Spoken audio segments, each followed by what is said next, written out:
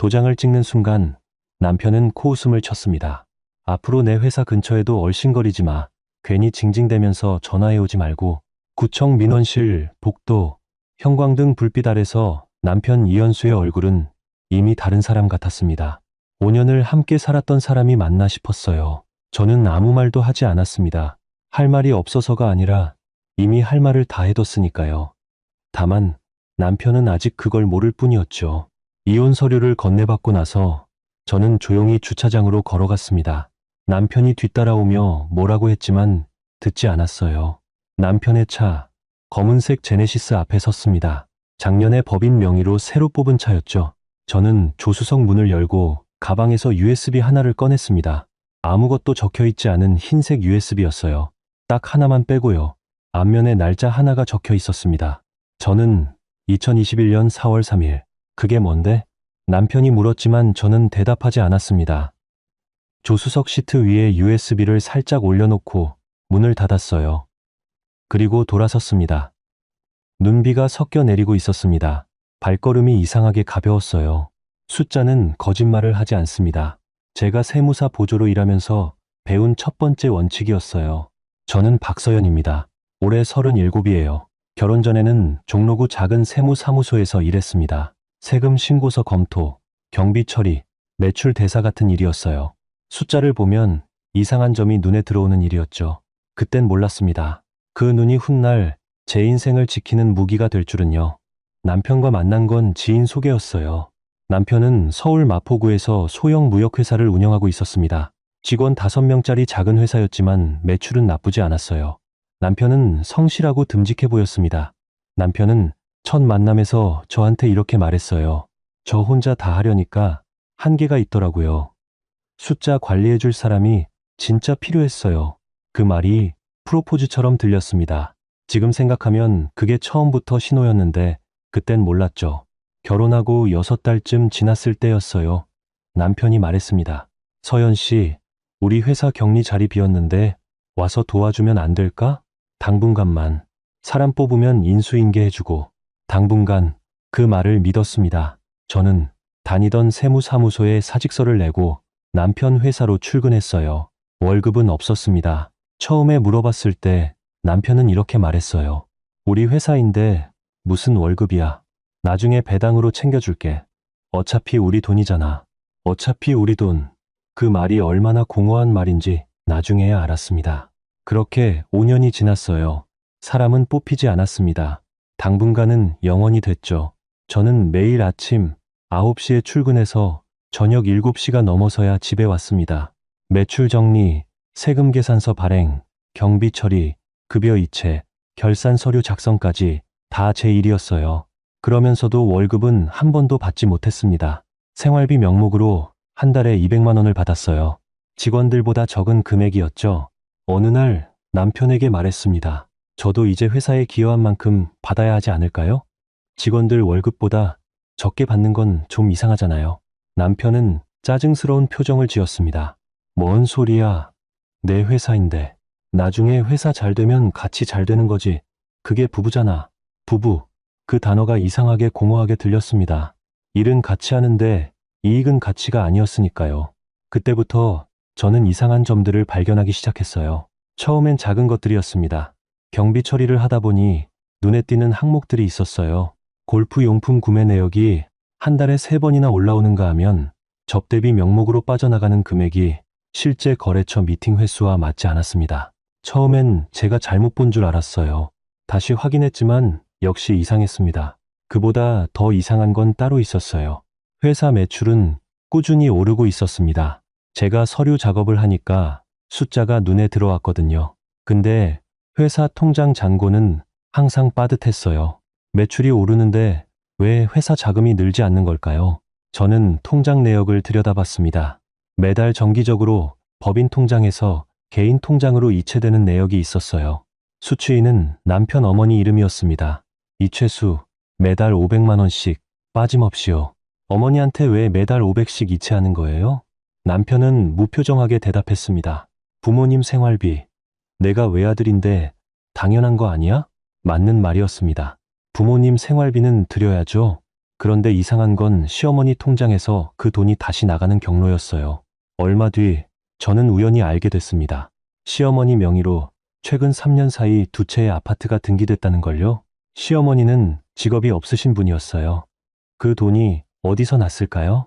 저는 회계 장부를 처음부터 다시 들여다봤습니다. 그리고 더 이상한 점을 발견했어요. 세금 신고서상 매출과 실제 입금 내역이 맞지 않는 해가 있었습니다. 3년치 자료를 대사해보니 신고 누락된 매출이 총 2억 원이 넘었어요. 세무사 보조로 5년 일하면서 배운 게 있다면 이건 그냥 실수가 아니라는 거였습니다. 패턴이 있었어요. 특정 거래처에서 들어온 매출만 골라서 신고해서 빠져 있었으니까요. 그날 밤 남편이 잠든 뒤에 저는 노트북을 켰습니다. 그리고 기록하기 시작했어요. 처음엔 화가 나서 시작했어요. 억울함 때문이었죠. 월급도 없이 5년을 일했는데 남편은 그 돈을 어머니 명의 부동산으로 빼돌리고 있었으니까요. 근데 적다 보니 패턴이 보이더라고요. 단순한 가족 간 증여가 아니었어요. 엑셀 파일을 만들었습니다. 연도별로 탭을 나눴어요. 법인 매출 내역, 신고된 매출, 차액, 이체 내역, 시어머니 명의 부동산 취득 시점, 숫자들을 나란히 놓으니 하나의 그림이 완성됐습니다. 매출 누락이 발생한 분기마다 어머니 명의로 부동산 매입이 이뤄졌습니다. 타이밍이 너무 정확했어요. 우연이라고 보기 어려웠죠. 저는 한 달을 더 지켜봤습니다. 그리고 결정적인 걸 발견했어요. 특정 거래처 BK 트레이딩이라는 회사에서 들어오는 매출이 있었습니다. 실물 거래를 하는 업체처럼 서류는 갖춰져 있었는데 세금 계산서 발행일과 입금일 사이 시차가 너무 짧았어요. 저 혼자 의심만으로는 확신할 수 없어서 전 직장 선배에게 연락했습니다. 신미경 언니, 지금은 부산에서 세무사무소를 직접 운영하고 있었어요. 언니, 나 좀 이상한 거 발견했는데 봐줄 수 있어? 무슨 일인데? 남편 회사 장부인데 좀 이상해. 직접 말하기 어려운데 파일 보내줄게. 언니는 이틀 뒤 전화를 걸어왔어요. 서연아, 응, 이거 차명 거래 의심되는데. 그렇지? BK 트레이딩, 이거 실제 거래처 맞아? 사업자 번호 조회해봤어? 저는 조회해보지 않았었어요. 그날 밤 바로 확인했습니다. BK 트레이딩의 대표자 이름이 눈에 들어왔어요. 이현수, 남편 이름이었습니다. 남편이 자기 이름으로 차린 유령 법인의 매출을 쏴서 세금을 줄이고 그 차액을 어머니 명의로 빼돌린 거였어요. 이건 세금 포탈이었습니다. 제가 5년 동안 그 서류 작업을 직접 한 거였고요. 손이 떨렸습니다. 그날 밤 저는 오랫동안 앉아 있었어요. 화가 났냐고요? 화보다는 서늘한 느낌이었습니다. 배신감이라기보다는 명확함이랄까요? 그동안 뭔가 이상하다고 느꼈던 것들이 하나씩 자리를 찾아가는 느낌이었어요. 저는 미경 언니에게 다시 전화를 걸었습니다. 언니, 나 어떻게 해야 해? 서연아, 지금 어떤 상황이야? 이혼 생각 있어? 잠시 침묵했습니다. 응, 사실 이혼을 처음 생각한 건 장부 때문이 아니었어요. 그보다 먼저였죠. 6개월 전 일이었습니다. 남편 핸드폰에 알림이 떴어요. 남편은 화장실에 있었고 핸드폰은 소파에 놓여 있었죠. 오빠 오늘 저녁 괜찮아요? 지난번 그곳으로 예약할까요? 보낸 사람 이름은 정다은이었습니다. 남편이 거래처라고 소개한 여자였어요. 수입 에이전시에서 일한다고 했었죠. 저는 핸드폰을 내려놨습니다. 심장이 이상하게 뛰었어요. 그날 이후 저는 달라졌습니다. 겉으로는 아무것도 달라지지 않았어요. 매일 아침 출근하고 저녁에 퇴근하고 밥 차리고 잠자리에 들었죠. 하지만 속으로는 보기 시작했어요. 남편의 외출 빈도, 귀가 시간, 카드 사용 내역. 저는 이미 회사 법인 카드 명세를 매달 정리하고 있었으니까 개인 카드 명세는 어렵지 않게 확인할 수 있었습니다.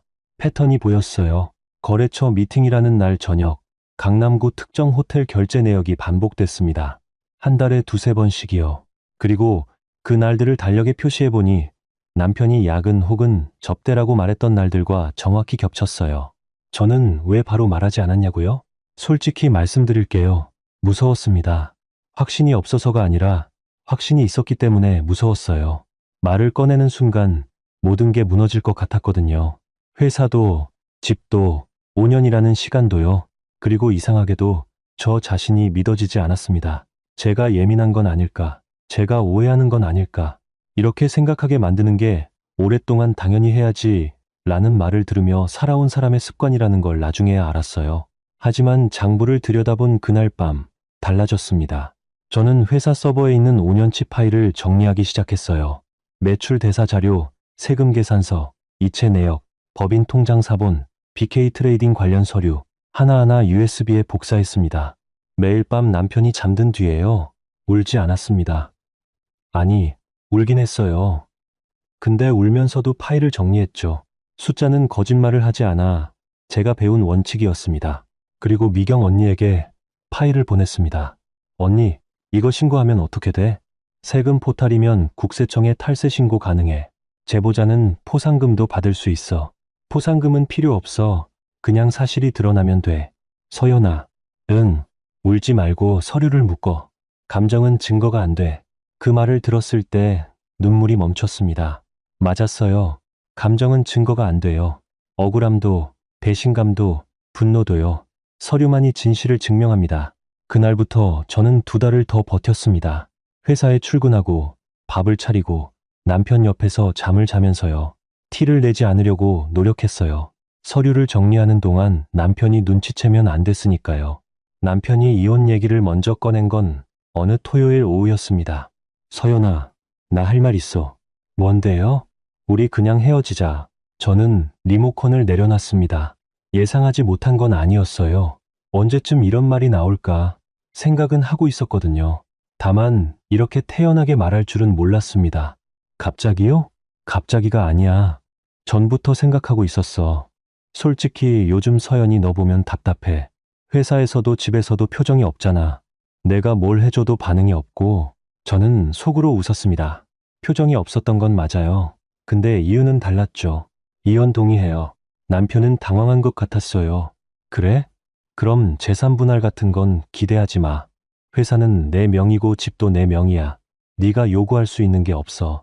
요구하지 않겠습니다. 저는 그렇게 말했어요. 남편은 뭔가 더 싸울 준비를 하고 있었는지 잠깐 멈칫했습니다. 그리고 이렇게 말했죠. 뭐야? 쉽게 되네. 그 말이 오랫동안 귀에 맴돌았어요. 쉽게 됐다고 생각했겠죠. 순순히 물러나는 사람으로 봤겠죠. 하지만 저는 물러나는 게 아니었습니다. 이미 다음 단계를 준비하고 있었으니까요. 이혼 날짜를 정하고 나서 저는 미경 언니에게 전화를 걸었어요. 언니, 이혼하기로 했어. 다음 달 구청 가기로 했고. 서연아, 잘 생각했어. 그럼 신고는? 이혼 당일에. 이혼 당일에? 응. 서류 다 정리해서 USB에 담아뒀어. 이혼 도장 찍고 남편 차에 올려놓고 올 거야. 잠시 침묵이 흘렀습니다. 왜 굳이 그렇게 해? 남편이 직접 열어보게 하고 싶어서 자기가 뭘 했는지 스스로 확인하게. 미경 언니는 한참 아무 말도 안 했어요. 그리고 조용히 말했습니다. 대단하다, 너. 이혼 전날 밤이었습니다. 저는 USB를 마지막으로 확인했어요. 파일 목록을 하나씩 열어봤습니다. 폴더 하나, 연도별 매출 대사 자료, 신고된 금액과 실제 입금 금액 비교표, 차액 합계 2억 3천만 원, 폴더 둘, BK 트레이딩 사업자 등록증, 대표자 이현수, 법인 설립일 2019년, 거래 내역서, 폴더 셋, 법인 통장에서 시어머니 계좌로 이체된 내역, 매달 500만 원, 60개월, 합계 3억 원, 폴더 넷, 시어머니 명의 부동산 등기부 등본 2건, 폴더 5, 호텔 결제 내역, 날짜별 정리, 그리고 제가 주요 날짜에 캡처해둔 남편 위치 기록, 마지막 파일, 텍스트 파일 하나, 거기에 한 줄만 적었습니다. 숫자는 거짓말을 하지 않습니다. USB를 봉했어요. 그리고 가방에 넣었습니다. 이혼 당일 구청 민원실은 예상보다 조용했어요. 평일 오전이어서인지 사람이 많지 않았습니다. 남편은 먼저 와서 기다리고 있었어요. 시계를 보고 있었죠. 약속이 있나 봅니다. 왔어? 빨리 하자. 나 오후에 미팅 있어. 저는 대답하지 않았습니다. 창구 직원에게 서류를 건네고 도장을 꺼냈어요. 도장을 찍는 손이 떨리지 않았습니다. 오히려 이상하게 차분했어요. 쾅! 도장 소리가 복도에 울렸습니다. 남편도 자기 도장을 찍었어요. 그렇게 우리는 남남이 됐습니다. 앞으로 내 회사 근처에도 얼씬거리지 마. 괜히 징징대면서 전화해오지 말고. 남편의 마지막 말이었습니다. 저는 웃었어요. 남편이 당황한 표정을 지었죠. 왜 웃어? 아무것도 아니에요. 저는 주차장으로 걸어갔습니다. 제네시스 앞에 서서 조수석 문을 열었어요. USB를 시트 위에 올려놓고 문을 닫았습니다. 뒤돌아서 걸었어요. 야, 이게 뭔데? 남편이 소리쳤지만 저는 듣지 않았습니다. 들을 필요가 없었어요. 이미 할 말은 다 USB 안에 있었으니까요. 구청을 나와 버스 정류장까지 걸어가는 동안 눈비가 세게 내렸습니다. 옷이 젖었지만 개의치 않았어요. 5년 만에 처음으로 제 발걸음이었거든요. 버스를 기다리며 핸드폰을 봤습니다. 남편에게서 전화는 없었어요. 아직 USB를 열어보지 않은 모양이었습니다. 그런데 부산행 KTX는 오후 2시 출발이었어요. 제 짐은 캐리어 1개와 백팩 하나였습니다. 결혼 5년치 살림이 그것밖에 안 됐어요. 옷 몇 벌, 책 몇 권, 노트북, 반지는 서랍에 두고 왔습니다. 부산역에서 미경 언니가 기다리고 있었어요. 서연아, 언니가 저를 끌어안았습니다. 그 순간 눈물이 났어요. 서울에서는 한 번도 울지 않았는데 부산에 도착하자마자 울었어요. 많이 힘들었지? 응, 다 끝났어. 여기선 아무도 너한테 당연한 거 요구 안 해. 언니 사무소는 부산 연제구 작은 건물 3층에 있었습니다. 문 옆에 신미경 세무회계사무소라고 적혀 있었어요. 작지만 단정한 공간이었죠. 자리 준비해뒀어. 처음엔 보조부터 시작해도 되고 적응되면 담당 맡겨줄게. 고마워. 언니. 뭐가 고마워. 내가 네 실력 알잖아. 첫 주는 적응 기간이었어요. 사무소 시스템, 거래처 파악, 서류 양식. 3년 넘게 쉬었던 건 아니었지만 오래 다른 일만 하다 보니 감이 돌아오는데 며칠 걸렸습니다. 근데 막상 시작하니 몸이 기억하더라고요. 이틀째 되던 날 언니가 서류 하나를 건넸어요. 서연아, 이거 한번 봐줄래? 제조업 거래처인데 경비 처리가 좀 이상한 것 같아서 저는 서류를 받아서 훑었습니다. 제조업 특성상 원재료 매입과 인건비 비율을 먼저 확인했어요. 그리고 금방 보였습니다. 언니, 여기 인건비 처리에 가공 인건비가 포함된 것 같은데요. 실제 4대 보험 가입 인원이랑 신고 인원이 안 맞아요. 언니가 저를 봤습니다. 맞아. 그 부분 때문에 물어보려고 했는데 네가 먼저 잡았네. 작은 일이었어요. 하지만 그 순간 뭔가 돌아온 느낌이었습니다. 내가 아직 할 수 있구나. 아니, 잘할 수 있겠구나. 두 번째 달이 끝날 무렵 서울에서 전화가 왔습니다. 남편이었어요. 22번이었습니다. 하루 안에요. 저는 받지 않았어요. 다음 날도, 그 다음 날도 전화가 왔습니다. 그러다 문자가 왔어요. 서연아, 전화 좀 받아. 할 말 있어. 삭제했습니다. 며칠 뒤 미경 언니가 웃으며 말했어요. 서연아, 너희 전 남편 난리 났나 봐. 뭔데요? 내 친구 서울 세무사인데 국세청 기업조사 쪽에 있거든. 네 남편 회사 최근에 세무조사 들어갔대. 가슴이 내려앉는 느낌이었습니다. 제가 신고한 건 아니었어요. USB를 남편에게 건넨 것뿐이었죠. 하지만 그 USB 안에 있는 자료들이 어디로 흘러갔는지 저는 알 수 없었습니다. 나는 아무것도 안 했어요. 알아. 그냥 사실을 정리했을 뿐이잖아. 숫자는 거짓말을 하지 않습니다. 제가 한 건 그것뿐이었어요. 한 달쯤 뒤였습니다. 신우이에게서 전화가 왔어요. 서연 씨, 오빠가 요즘 힘들어. 혹시 언니가 뭐 한 거 있어? 저 아무것도 안 했어요. 정말이야? 네. 저는 그냥 5년치 서류를 정리했을 뿐이에요. 제가 직접 만든 자료들이에요. 신우이는 한참 말이 없었습니다. 오빠 회사 세무조사 들어갔어. 그리고 BK 트레이딩 건도 걸렸대. 오빠 어떻게 될지 모르겠어. 그건 제 잘못이 아니에요. 알아. 근데 서연 씨, 그 자료 어디서 난 거야? 제가 5년 동안 직접 작성한 자료들이에요. 제 파일이에요. 신우이는 답하지 못했습니다. 서연 씨 잘 지내고 있어? 네, 잘 지내요. 전화를 끊었습니다. 창밖으로 부산 야경이 보였어요. 서울과는 다른 불빛이었습니다. 더 조용하고 더 넓은 느낌이랄까요? 저는 처음으로 숨을 제대로 들이마신 것 같았습니다. 사무소에서 2달쯤 됐을 때 처음으로 현장 방문 업무가 생겼어요.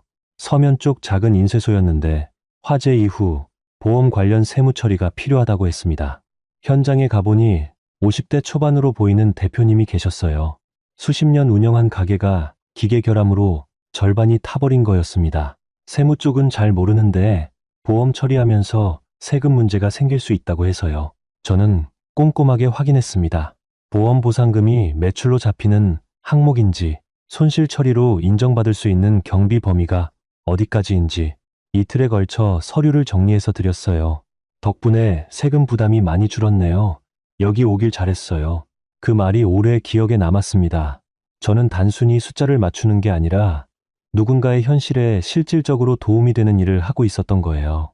5년 동안 남편 회사 장부를 정리하면서는 한 번도 느끼지 못했던 감각이었습니다. 그달 말, 언니가 말했어요. 서연아, 네 실적이 제일 높아. 그래요? 운이 좋았어요. 운 아니야. 의뢰인들 평가가 다 좋아. 설명을 잘해준다고. 전문 용어 없이 이해하기 쉽게 얘기해준다고. 생각해보면 그건 남편 회사에서 배운 거였어요. 거래처 사람들한테 세금 얘기할 때 쉽게 설명해야 했으니까요. 나쁜 시간도 무언가를 남기는 모양입니다. 3달쯤 지났을 때였어요. 사무소 근처 카페에서 혼자 커피를 마시고 있었습니다. 노트북을 펼쳐놓고 다음 달 보고서 작업을 하고 있었어요. 실례지만 혹시 신미경 세무사무소 직원분이세요? 고개를 들었습니다. 30대 중반쯤 돼 보이는 남자였어요. 단정한 인상이었습니다. 네, 맞아요. 아, 저 지난주에 상담 받았거든요. 박서연 선생님께요. 기억하세요? 생각해보니 기억이 났습니다. 소규모 물류업체를 운영하는 분이었는데 창업 초기 세무신고 관련해서 질문이 많았었어요. 아, 네, 기억해요. 자세하게 설명해 주셔서 도움이 많이 됐어요. 감사 인사 드리고 싶었는데 마침 뵙게 됐네요. 그분 이름은 강준혁이었어요. 오래 앉아 얘기하게 될 줄은 몰랐는데 어쩌다 보니 1시간이 넘게 지나 있었습니다. 세무 얘기로 시작했다가 부산 얘기, 일 얘기로 흘러갔어요. 부산은 오래 사셨어요? 아니요, 최근에 왔어요. 서울 쪽이셨어요? 네, 더 캐묻지 않았습니다. 저도 설명하지 않았어요. 그 공백이 불편하지 않았습니다. 오히려 편했어요. 헤어지면서 그분이 물었어요. 다음에 업무 얘기 말고 그냥 커피 한잔 하실 수 있어요? 부담 없이요. 저는 잠시 생각했습니다. 천천히 생각해 볼게요. 네, 생각해 보세요. 그날 밤 오래 잠을 못 잤어요. 설레서가 아니라 스스로에게 물어보는 것 같았습니다. 나 괜찮은 걸까? 새로운 사람을 만날 준비가 된 걸까? 모르겠었어요. 하지만 그 모름이 나쁜 느낌은 아니었습니다. 그 무렵 남편이 직접 부산까지 찾아왔습니다. 사무소 앞에 서 있었어요. 수척해 보였습니다. 넥타이도 없었고 옷도 구겨져 있었어요. 서연아, 왜 여기 왔어요? 너 좀 봐야겠어서 볼 일 없어요. 돌아가세요. 잠깐만, 나 진짜 힘들어. 회사 세무조사 들어왔고 BK 트레이딩 건도 다 걸렸어. 어머니 명의 아파트도 문제됐고 다 무너졌어. 만재, 저는 아무 말도 하지 않았습니다. 서연아, 네가 신고한 거 알아. 그 USB, 저 신고한 적 없어요. 그럼 그 USB 어디서 나왔는데? 제가 5년 동안 직접 정리한 서류들이에요. 제 파일이에요. 누가 어떻게 썼는지는 저는 몰라요. 남편은 한참 저를 봤습니다. 다시 시작할 수 없어? 내가 잘못했어. 진심이야. 안 돼요. 왜? 내가 어떻게 하면 돼? 돈 줄게. 집도 다 줄게. 가. 저는 남편을 똑바로 봤습니다. 돈 문제가 아니에요. 그럼 뭐가 문제야? 저는요, 5년 동안 월급 한 번 못 받고 일했어요. 아프면 쉬지도 못했고, 명절에 혼자 일했고, 저를 어떻게 쓸까 생각은 했어도, 어떻게 지내는지는 한 번도 안 물어봤잖아요. 남편은 아무 말도 하지 않았습니다. 그게 돈으로 해결되는 게 아니에요. 저는 사람 대접이 필요했어요. 그게 없었던 거예요. 5년 동안. 나는 잘해줬잖아. 밥 먹여주고 집 있게 해준 게 잘해준 거라고 생각하세요? 남편은 고개를 떨궜습니다. 미안해. 미안하다는 말 안 들을 거예요. 그냥 가주세요. 다신 연락하지 마세요. 저는 돌아서서 사무소로 들어갔습니다. 뒤돌아보지 않았어요. 발걸음이 생각보다 가벼웠습니다. 그게 마지막이었습니다. 반년이 지났어요. 미경 언니가 제게 말했습니다. 서연아, 우리 지점 하나 낼까? 네가 책임자 하면 어때? 제가요? 넌 숫자도 정확하고 의뢰인 응대도 잘하잖아. 실적도 사무소에서 제일 높고 저는 망설였어요. 책임자, 무거운 단어였습니다. 제가 할 수 있을까요? 나보다 더 잘할 걸. 결국 하기로 했습니다. 4개월 준비해서 해운대 쪽에 작은 사무소를 열었어요. 신미경 세무회계사무소 해운대 지점. 직원 2명. 사무실 작은 공간이었지만 제 자리였습니다. 처음으로 제 이름으로 운영하는 공간이었어요. 첫 달은 긴장됐습니다. 혼자 결정해야 할 일들이 많았거든요. 하지만 하나씩 해나가면서 알았어요. 나는 이걸 할 수 있구나. 아니, 잘하고 있구나. 준혁 씨와는 그 사이 몇 번 더 만났어요. 커피도 마시고 밥도 먹었습니다. 그분은 여전히 제 과거를 캐묻지 않았어요. 그냥 지금의 저를 봤습니다. 어느 날 저녁 밥을 먹다가 그분이 물었어요. 서연 씨, 서울에서 뭔 일이 있었어요? 말 안 해도 되는데 그냥 궁금해서요. 저는 잠시 생각했습니다. 오래 당연한 사람으로 살았어요. 당연히 해야지, 당연히 참아야지. 그러다 보니 제가 없어졌더라고요. 준혁 씨가 조용히 고개를 끄덕였습니다. 지금은요? 지금은 제가 있어요. 그분이 웃었어요. 그 웃음이 오래 기억에 남았습니다. 뭘 해줘서가 아니라 그냥 들어줘서요. 판단하지 않고 그냥 들었다는 것만으로도 충분했어요. 그게 얼마나 드문 일인지 저는 이제 알았습니다. 1년이 지났습니다. 해운대 지점은 안정됐어요. 의뢰인들이 조금씩 늘었고 실적도 꾸준했습니다.